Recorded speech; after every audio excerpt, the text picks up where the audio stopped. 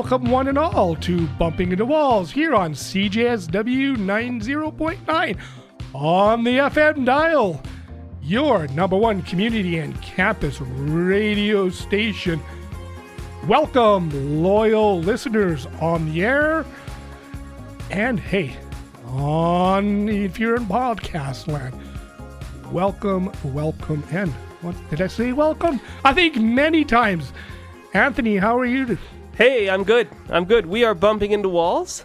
And, well, what is Bumping Into Walls? We are a show dealing with the sight loss community and their issues. Oh, I got issues. You want to hear about it? Well, you got to go see a psychologist for that, dude. What? Oh, but I really thought you would actually take the time. We can sit here and talk about my issues. Oh, well, and then we we'll could. talk about your issues. Wait a minute. We could, but we get in severe trouble from our great station manager who'd be like, what are you doing? Well, I mean, guys have feelings too. We have trouble showing it sometimes. Well, that's how you have to watch more soap operas. Oh, gosh. No soap operas. You know, Heather, which we've had on a previous episode, which happens to be my better half, loves soaps. I turn on a book. I have no use for that. But joking aside, can you believe it? The summer is basically done. Summer's done, man. We're into past summer now. I know it's really weird. And we did say that you ended up going to a blind camp, yes, all the way in British Columbia. Yeah. How was it? Well, I'll tell you what. It was kind of fun. It was a long drive both ways. It was different for us, but it wasn't different if you've been to our camp in Alberta. It was a lot of driving, which if you get a chance to go to the camp in Alberta, which is out by Olds, please take it, because it's a heck of a lot easier than the 16-hour one way, 17 to 18 the other way. We pretty much got in the car at about 2:30 in the van, because unfortunately some silly folks didn't show up in the Red Deer area when they should have, so he wasted his time going to pick them up. So he finally comes to Calgary. Most of the Calgary folks, except for me, bailed, but they were smart enough to tell him 3 days ahead. We did the big drive. We got to camp at 6:30 in the morning the next day. And one of the big challenges at a camp like that, you don't know anyone. So you just have to grab a horn and just go up to people. And usually people are pretty good at saying who they are. No name tags in place, so that's all good. Some of us couldn't read them anyway. The camp itself was basically only a 5-day camp. And so we lived in cabins. We had 4 in our cabin. And wasn't very well set up for the blind because they had these stairs that went up to each cabin. But there was a reason for that, because out in Hope, where this camp is, it rains a lot. So they didn't want the camp to get washed away. So it already had been burned down once.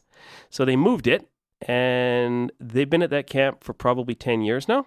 And they were started in the 70s, around the same time our camp was in Alberta. The experience, well, it was tougher because it was a shorter camp, and we were the first camp out, which meant a lot of things weren't working as expected. And they had some staffing issues, just our unluckiness, I guess, which happens. That's what happens in the land of COVID now. You got folks that are a little leery to take a job like that. So it was a lot of fun. I always love camps like that because you get to do things you wouldn't normally do. We had boating for 2 days and the pool for 2 days due to lack of lifeguards. But I was able to hopefully go boating, but it didn't work. But I did lots of other things. They didn't have a ropes course, but they did have a walking club, which was fun. I went and did that. Just carry a water bottle and put on a hat. They had a big old hay ride, which was fun, which was actually real hay. So you'd sit on these big hay bales, and then this tractor would pull the wagon. I was hoping it'd be horses, but it wasn't. Your day would start at 6:30 or 7 in the morning. You go at breakfast, and then you would go have a little small religious service, then on with your day. So you'd pick your day at breakfast. So you'd pick what 2 classes you're doing in the morning, and then at lunch, you'd pick your 2 classes in the afternoon. So that's how your days would go, and then supper would happen. Then you would have a campfire with, real fire, no marshmallows, but a real fire. and you'd have a little they did a little play every day, and they did it was all basically religious because they're Seventh-day Adventist run camp. It was a lot of fun though. It was great to get away for a week. Didn't like the driving, but you know what? It was what it was. I mean, the nice thing was you got to see a lot of folks just like you that were blind. So it was quite common to hear canes going tappity tap all over the place. So it was, you felt like you were just like anyone else. So if anyone gets a chance that's blind to go to a camp like this, I'd say take it. Most of their camp was mostly older adults, but that will probably change as COVID goes more away. Again, maybe it was the religious camp that scared everybody off. Don't know. But my experience was pretty darn good. I survived the hayride, didn't fall off the wagon, although Dave would have loved me to, maybe. I don't know about that. It'd be funny to watch. Maybe. Yeah, I don't think you... But here's the really cool thing, though, was that there was no Braille at that camp.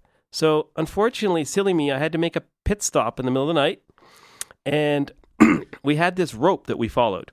Well, we only did it once earlier in the day, and I went under the rope too soon, or I shouldn't have gone under at all, landed in the girls' section, and one of the ladies, she has a totally blind husband, and she saw me coming, and she said, well, I know you look like you have to take care of something. She says, just get in here. She says, because by the time you find the other bathroom, you'll have left a deposit behind. I don't care. Just get behind that door, do what you have to do. So I did. And it's amazing how we rely on something like Braille. If it's not there, you really don't know where you are. You have no way to read a sign. And it's really sad that we're only 1 week out of that year in wherever you are. So you can't really complain. I mean, the ropes were great because they go right from the cabin all the way to the men's room. You just follow the thing all the way down. You still have a cane with you because you just don't know what you're going to run into. But that's the beautiful thing about a rope. And that's why they've been doing it ever since I've been at both camps. They've always had this rope. So we were pretty much last-minute campers. So they didn't have the rope set up for our cabin, but they did eventually, and it all got done. Yeah, it was fun, but it made me realize how signs are so important, and if you can't see them and it's 2 a.m. and there's nobody out there, you really don't care. You just go do what you got to do and go home. Get her done and go back to bed. Well, it sounds like you had a great time. Any trouble with the wildfire smoke?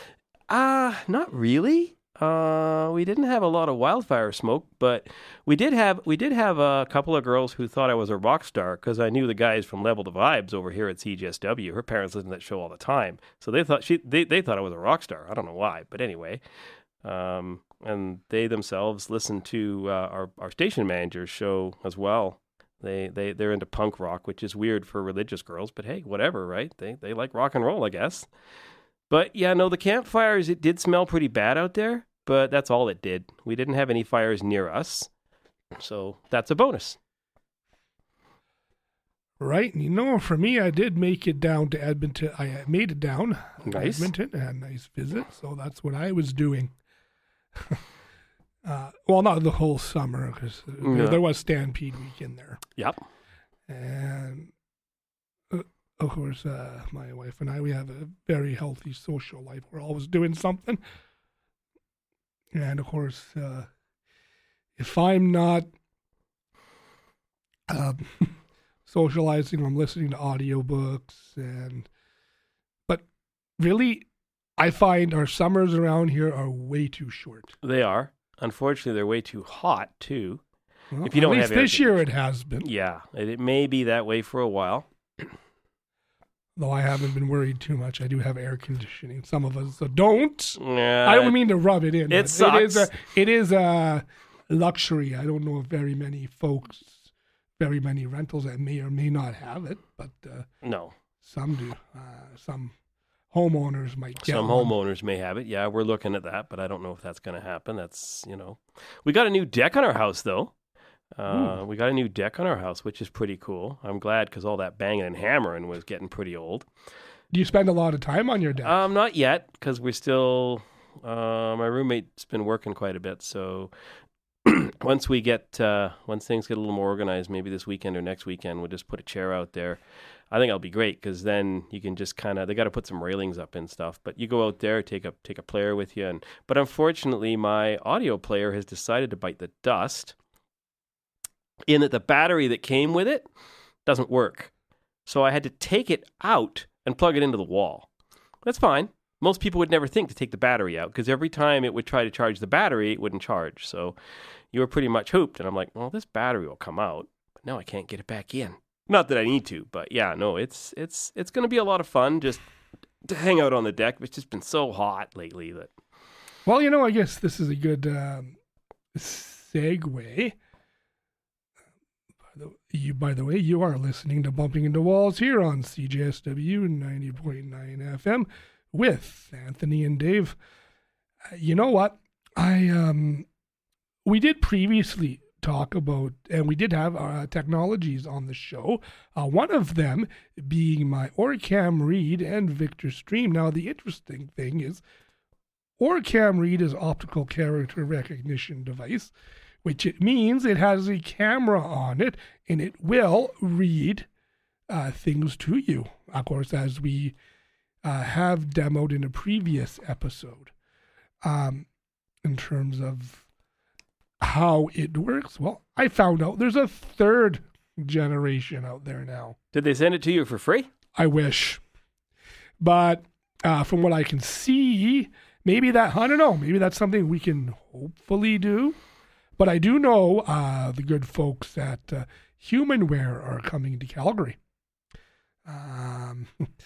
That'll maybe. Mm-hmm. I wonder if they're going to have one of those Victor Stream 3s. I hope they do, because I'll be all over to check that out. Yeah, and hopefully we'll be able to talk to you about that in a future episode. I really want to get my mitts on that. Although there is a lot of, I think I've seen some reviews and stuff, all positive on it. But watching videos doesn't do it justice until you have it. You gotta get it in your hands. I mean, I've gone to shows, I've gone to technology shows over the years here in Calgary, and I'll tell you, that's the best way to actually get your hands on something, because you can listen to a video or watch it, and even if they explain the dimensions of the device or whatever, it's just so good to get your hands on it. And although they don't have as many of those shows anymore, just because life is kind of changing. But when they do have them, there's very few companies now. There used to be a whole bunch, but not as many anymore because they all got eaten up by other bigger companies. So,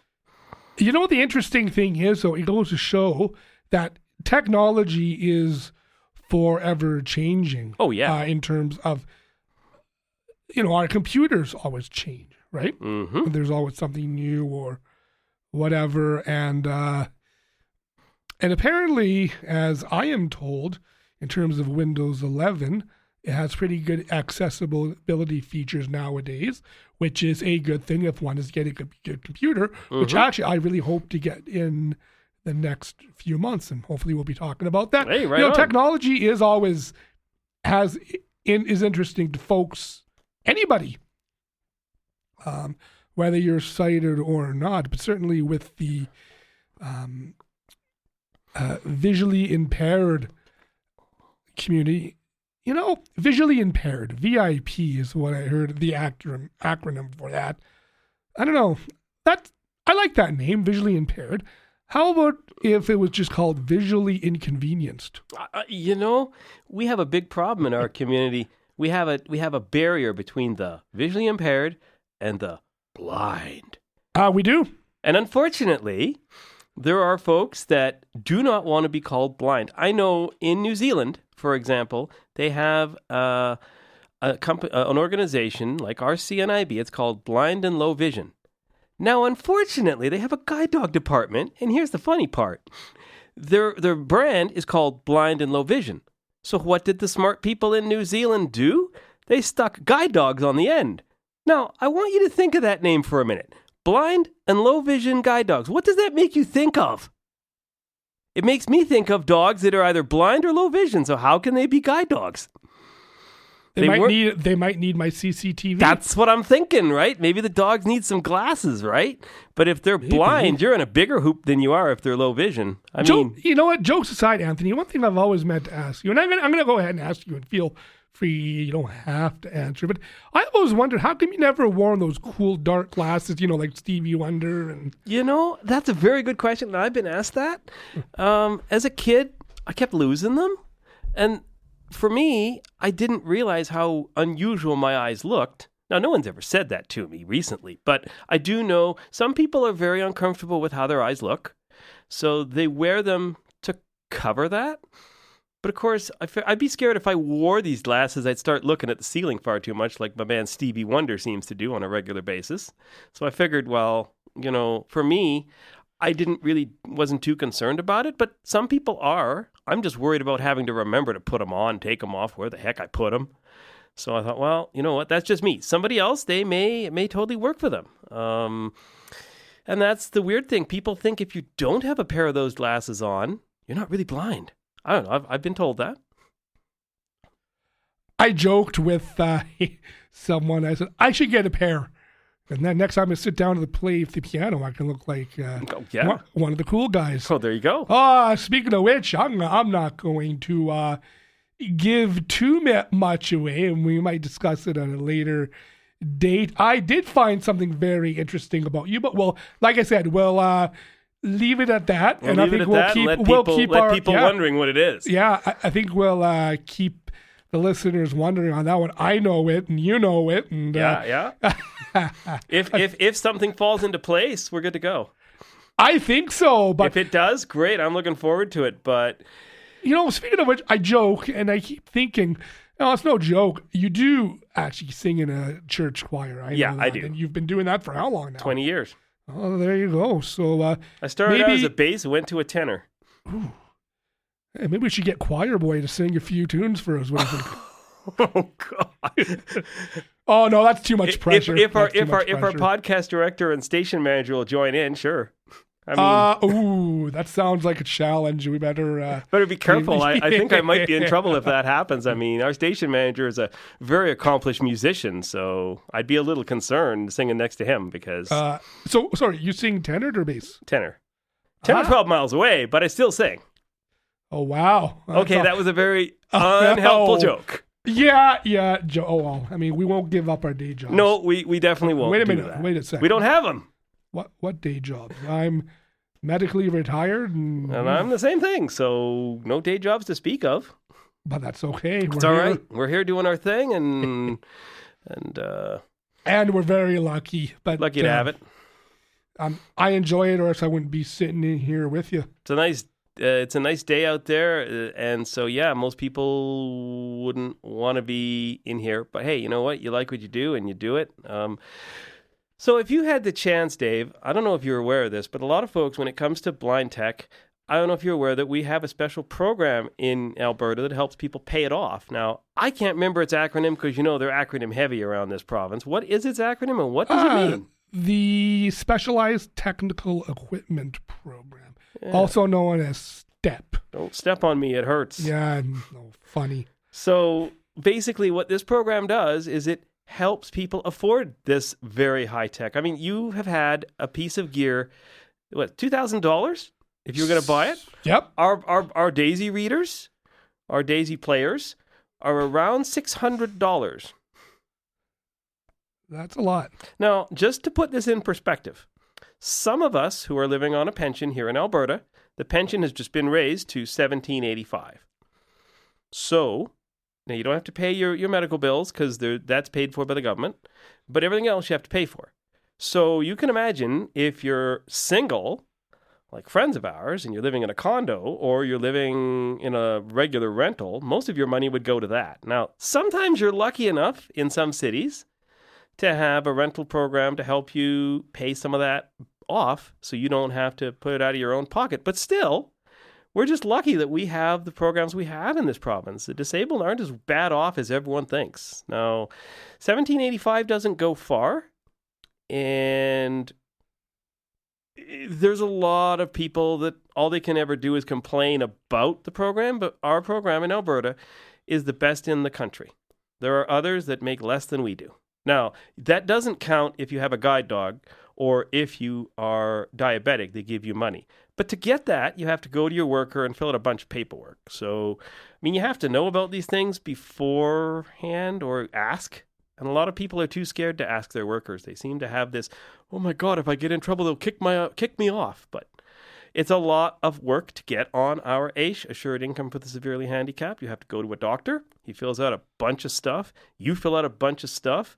It goes in. Sometimes it takes 3 tries.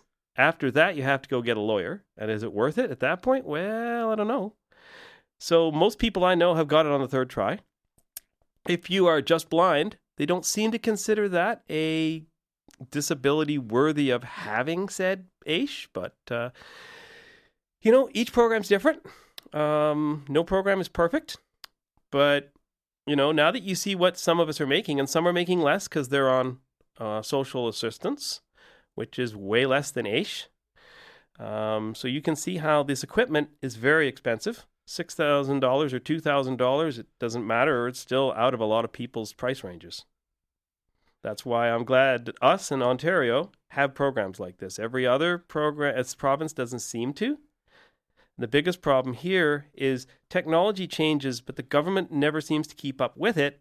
And so 5 years later, things have changed so drastically that if it's not on the list, it doesn't get covered. Eventually, it might get covered, but we don't know how long that'll take. So again, we're happy to have the technology and the access to it, but if you can't afford it, like seeing it at a show is great, but it's one of those challenges. How would you afford it, Dave, if you didn't have a program like this?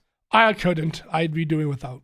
And a lot of people do that. Even White Canes. I just had mine snap last week. You were there when it snapped. Yes, I tried to help you with that one. Yeah. Well, thank goodness it happened at CNIB. The cane just basically, the elastic just gave out. And literally, we thought we could put it back in. Dave thought it was a put it back in, but it wasn't. I looked at it and I went, oh, dude, this thing's toast. Now, they're about $48. And if you buy 2 of them, now double that. My math is terrible, so what's 48 and 48, Dave? That's putting me on the spot. Well, okay. Let me get the calculator. Yeah, get the old calculator out. I don't know, 8 and 8, carry the anyways. It's a lot. Yeah. And so a lot of people, like we've discussed previously, get a second cane, but, and it's the same thing with any of these devices. The reason they're so expensive is because they're a limited audience, limited market. So we got to understand that. Some provinces or states don't have anything. Like Kentucky, for example, the only people that get served are people that are going to school. So if you're not a student, you're hooped. So we're very lucky to have the program that we have, and I'm sure it will get better, Unfortunately, a lot of times, I think a lot of these decisions are made by people that don't use the technology. And I think that's where, people go, oh, well, they're already getting A or B, but not keeping up on it. They don't realize that they've got a new piece of tech, but not all pieces of tech are worth getting. You've got a new piece of tech that just came out. Do you think you're going to get the version 3 of your Orcam? From what you read, you weren't too sure. The interesting thing is I did a little research on that particular one.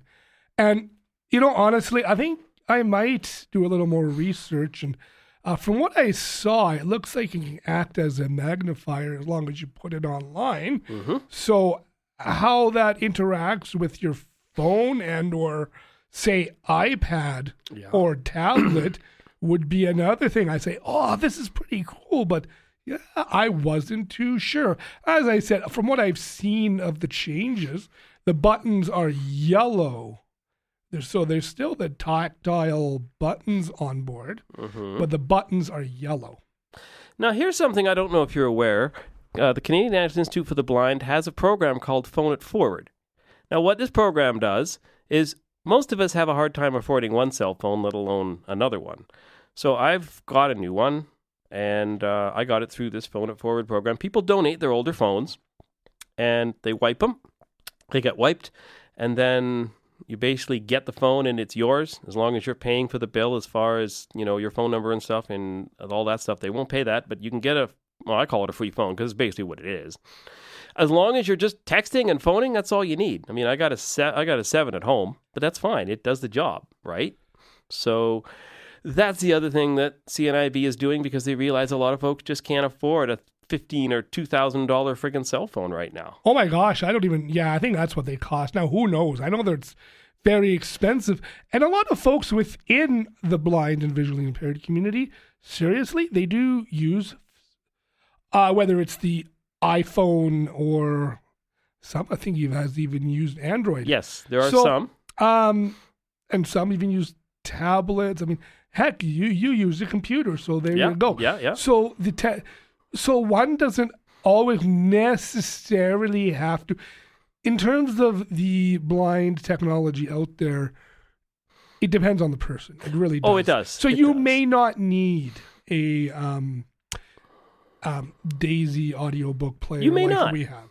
You may not. It really depends on the individual. If you love And it really reading or does. listening to books, then it makes sense. I mean, there's even the Easy Reader app, which I'm not a particular fan of. No. But But some people people love it. people are. There's a Libby app, which is connected to our local library. Yeah. I've used that. It's not too bad either. Especially if there's a certain book I want to get right away. But of course, if it's a popular book, guess It's gonna what, be on folks? You're hold. waiting. You're on hold for 6 months to a year. So, really, and we did have a previous conversation about reading, or I guess we call it Listening. reading. It's listening to, that's debatable, right? Well, Oh, yeah. it's not really reading. You're listening. Yeah. I get it. Well, that's a big thing now. Everyone listens to books, as we've Yeah. explained in the previous Yeah, program.